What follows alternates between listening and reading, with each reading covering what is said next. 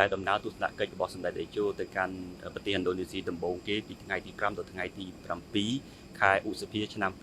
2025នៅក្នុងនោះសម្ដេចតេជោលោកនឹងមានគម្រោងជួបជាមួយថ្នាក់ដឹកនាំកម្ពុជារបស់ឥណ្ឌូនេស៊ីជាច្រើននៅរូបមានប្រធានាធិបតីលោកស៊ូប៊ីយ៉ាន់តូដែលជាប្រធានាធិបតីរបស់អាយដាមស៊ូប៊ីយ៉ាន់តូដែលជាប្រធានាធិបតីរបស់ឥណ្ឌូនេស៊ីជួបជាមួយនឹងប្រធានព្រឹទ្ធសភាឥណ្ឌូនេស៊ី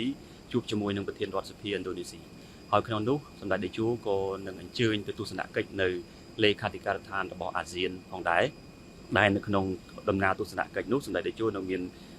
ចូលរួមពិធីដាំឈើនៅក្នុងលេខាធិការដ្ឋានអាស៊ានហើយនឹងមានការជួបជាមួយនឹងអគ្គលេខាធិការអាស៊ានគណៈកម្មាធិការតំណាងអចិន្ត្រៃយ៍របស់អាស៊ានក៏ដូចជាឯកអគ្គរដ្ឋទូតរបស់ទីម៉័រប្រចាំនៅអាស៊ានផងដែរ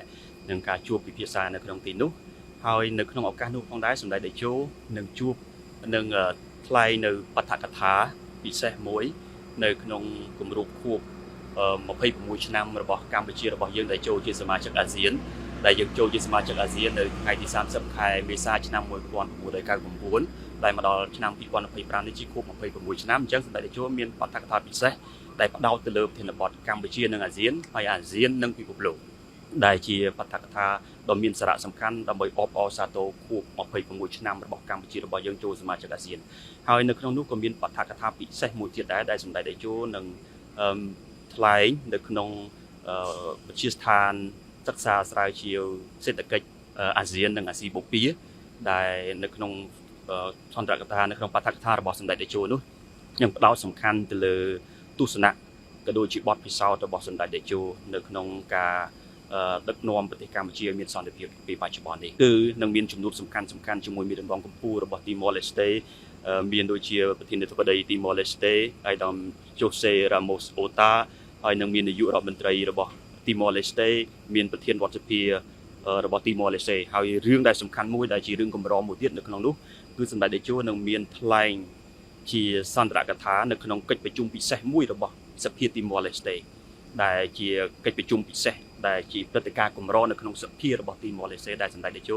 លោកនឹងថ្លែងនៅក្នុងពិធីនោះហើយក្រៅពីនោះសម្ដេចតេជោក៏នឹងមានបទកថាពិសេសមួយទៀតនៅក្នុងវិមានប្រធានាធិបតីរបស់ទីម៉័រឡេស្តេដែលផ្ដោតទៅលើមេរៀនរបស់ហ៊ុនសែនដែលពីរបបបល្ល័ង្កពូជសាសន៍ពីភាពក្រីក្រឆ្ពោះទៅកាន់សេរីភាពនិងវិបុលភាពដែលសម្ដេចតេជោនឹងចែករំលែកនៅក្នុង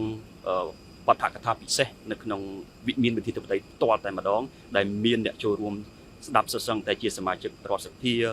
មន្ត្រីការទូតមន្ត្រីរដ្ឋាភិបាលរបស់ទីម៉័រឡេស្តេអញ្ចឹងជាបទពិសោធន៍មួយដ៏សំខាន់ជាបទកថាមួយដ៏កម្រដែលកើតមានឡើងនៅក្នុងទីម៉័រក្នុងដំណើរទស្សនកិច្ចផ្លូវការរបស់សម្ដេចតេជោអ្វីដែលកាន់តែពិសេសមួយទៀតនៅក្នុងដំណើរទស្សនកិច្ចរបស់សម្ដេចតេជោទៅកាន់ប្រទេសទីម៉័រឡេស្តេនេះគឺមានការទទួលនៅពានរង្វាន់សំទុះគ្រឿងអេសយសកិត្តិយសខ្ពស់បំផុតដែលប្រគល់ដោយប្រធានាធិបតីជូសេរ៉ាម៉ូសអូតាប្រធានាធិបតីរបស់ទីម៉័រឡេស្តេចំពោះសម្ដេចតេជោប្រធានគ្រឿងអេសយសកម្រិតខ្ពស់បំផុតនេះគឺមានឈ្មោះថា Grand Collar of the Order of the Timor Leste ដែលជាការប្រគល់ជូនចំពោះអិសរាជជនជាន់ខ្ពស់ហើយជាការប្រគល់ជូនកម្របំផុតសម្រាប់ទីម៉័រចំពោះថ្នាក់ដឹកនាំហើយវាជាកិត្តិយសណាស់សម្រាប់សម្ដេចតេជោដែលជាប្រធានព្រឹទ្ធសភានៃប្រជាជាតិកម្ពុជាលោកបានទទួលនៅគ្រឿងអេសយសកម្រិតកំពូលរបស់ទីម៉័រនៅក្នុងឱកាសដែលសម្ដេចតេជោបំពេញទស្សនកិច្ចផ្លូវការនៅក្នុងប្រទេសទីម៉័រឡេស្តេនោះ